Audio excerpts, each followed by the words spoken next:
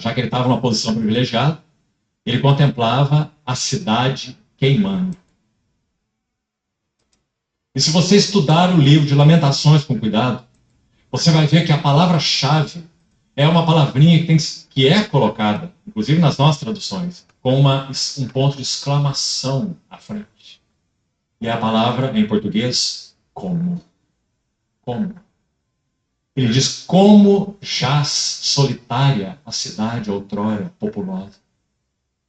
Como foi entregue à ruína aquela que era princesa entre as nações. Como se escureceu o ouro. Como se mudou o ouro refinado. Quantos como? Como? Porque Jeremias está vendo a cidade queimar. E ele está dizendo como? Como? Porque é o povo da aliança de Deus. É o testemunho do Senhor na terra. Veja, como vendo o povo de Deus, filhos de Deus, definhando. Nós aqui estamos com um público, um universo muito maior. Quando eu trabalho na nossa empresa e tenho lá os meus parceiros, eu digo toda hora, como? Como? Como não ouvem? Como não perguntam? Como não participam do workshop? Como? Como? O Bornelli está falando de uma passagem bíblica com Neemias, Zacarias, acho que é isso. E o como que o povo de Deus estaria se destruindo? E eu digo aqui, olhando religiosos, ímpios, falo como que eles não me ouvem? Porque eu falo em nome de Jesus Cristo. Por quê? Tem um inimigo, obnubila a mente de todos nós, mas se cada um não percebe, e só perceberemos se nós tivermos o Espírito Santo. Senão a gente não sabe. Então, como? Como? Porque falta se encher do Espírito Santo. E lembrar que na história bíblica, Jesus Cristo veio depois desse tempo. Pelo que eu me recordo agora. Bem depois. Ou seja, a história do Babilônia é antes de Jesus Cristo. É Jerusalém. É a cidade do grande rei. Como? Como? Então, lá no capítulo 5, ele vai usar a palavra opróbrio também. Vergonha. Lamentação. A mesma palavra. Aqui em Neemias. Ou seja, ela designa a condição de um testemunho arruinado. Meus irmãos e irmãs, é exatamente essa a hora que nós estamos. Ou será que nós olhamos para todo o povo que se chama cristão? Todo. Porque nós não podemos fazer nenhuma distinção. Qual será a palavra que nós usaríamos? Qual será? Glória? Será? Riqueza? E aqui estamos falando em termos de testemunho. Testemunho. O que aparece, o que representa, não é glória. Não é beleza. Então, queridos irmãos, nosso Senhor, entronizado à destra da majestade, pelo Espírito Santo, ele continua e continuará buscando vasos com quem ele possa compartilhar as cargas do seu coração. Amém. Isso não é um privilégio nosso. Total. Isso não faz com que ser ourives ou ser perfumista assuma uma condição completamente secundária. Não é que deixe de ter o seu lugar.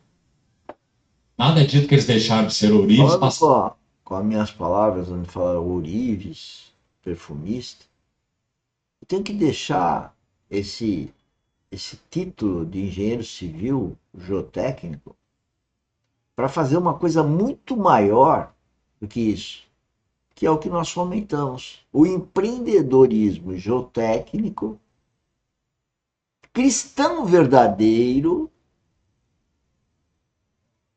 e produtivista. Uma gestão da vida espiritual. É isso que nós desenvolvemos.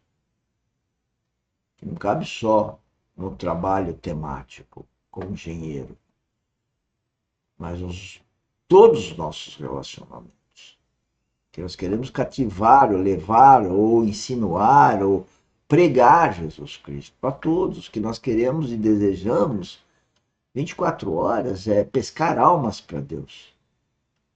Esse é o nosso objetivo. Não é a engenharia civil e geotécnica.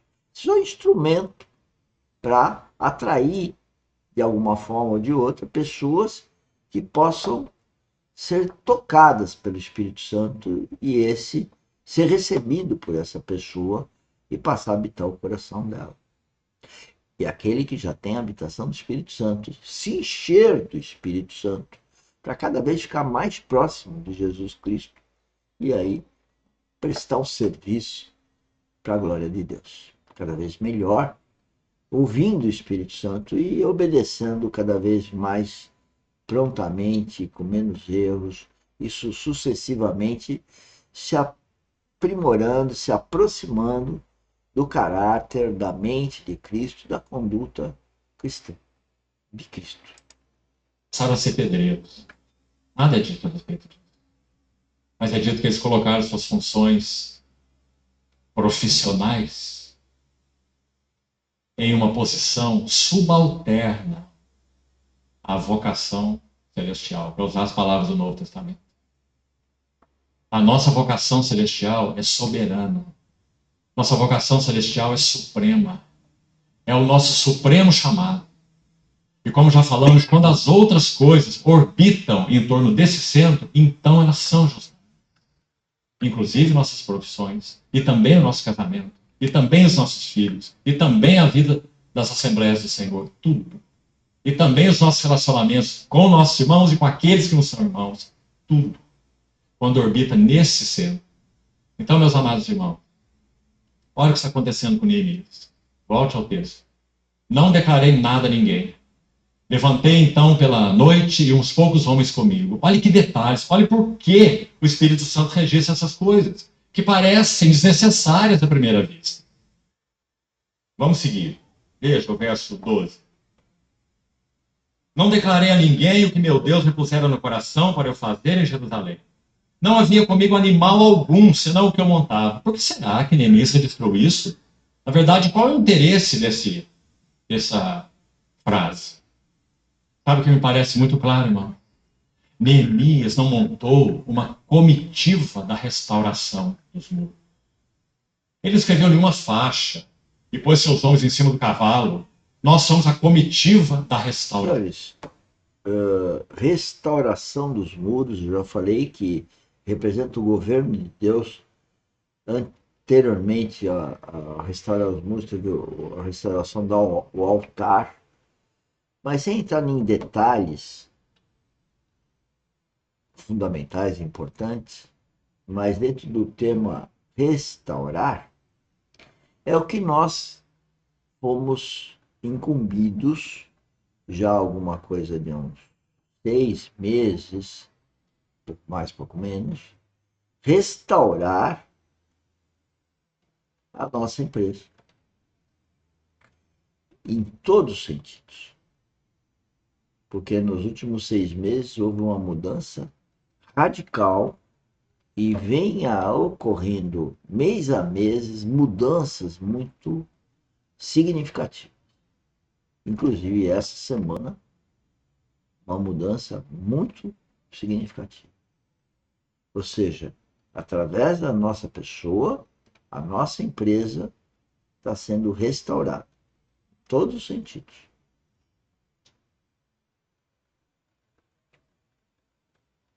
Veja que interessante, né?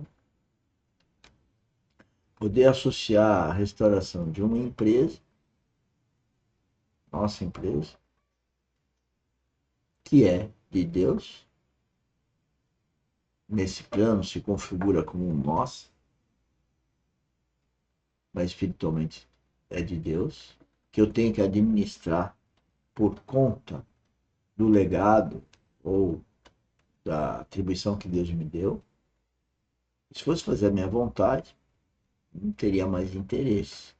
Mas Deus quer que eu restaure ainda. E Deus nos coloca numa situação muito feliz espiritualmente. E que às vezes reverbera no plano material. Mas as pessoas estão muito focadas no plano natural, no plano econômico, né, do dinheiro, e acabam não obedecendo a Deus, porque não tem um relacionamento com Ele. Quando o nosso interesse é aproveitar exatamente essas circunstâncias da vida natural para conduzi-los, indicar, sugerir, pregar Cristo.